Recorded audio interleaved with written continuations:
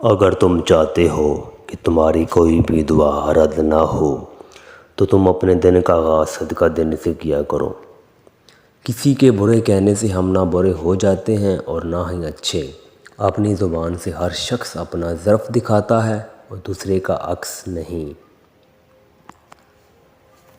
جب کوئی آدمی دل میں کوئی بات پوشیدہ رکھتا ہے تو زبان سے اس کے اشارے مل جاتے ہیں۔ جب کوئی تمہارا غصہ برداشت کر لے اور ثابت قدم رہے تو سمجھ لو کہ وہ تمہارا سچا دوست ہے۔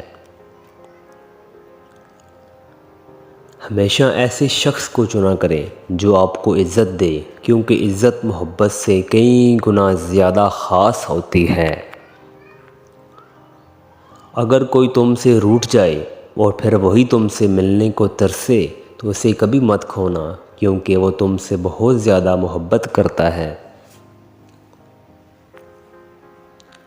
یہ دنیا کتنی عجیب ہے، ایماندار کو بیوقوف، بے ایمان کو عقل مند اور بے حیا کو خوبصورت کہتی ہے۔ اس شخص کو کبھی دوست مت بناؤ جو محفل میں تمہیں شرمندہ کرے، چاہے وہ مذاق میں ہی کیوں نہ ہو۔ دو طرح سے چیزیں دیکھنے میں چھوٹی نظر آتی ہیں، ایک دور سے اور دوسرا غرور سے۔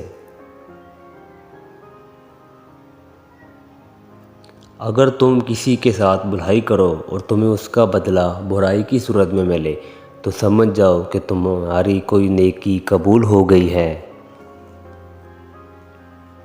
حضرت علی رضی اللہ تعالیٰ عنہ نے فرمایا، میری 5 باتیں یاد کر لو، کامیاب ہو جاؤ گے۔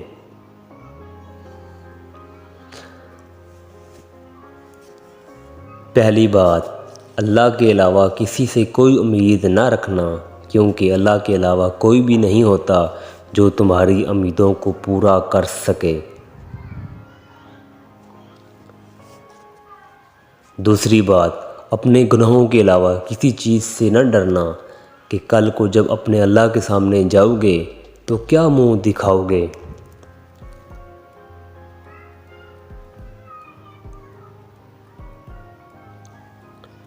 تیسری بات، اگر کوئی تم سے ایسی بات پوچھی جائے جس کا تم کو علم نہیں تو یہ کہتے ہوئے نہ شرمانا کہ میں نہیں جانتا۔ چوتھی بات، جس بات کا تمہیں علم نہ ہو اس کے بارے میں علم حاصل کرو۔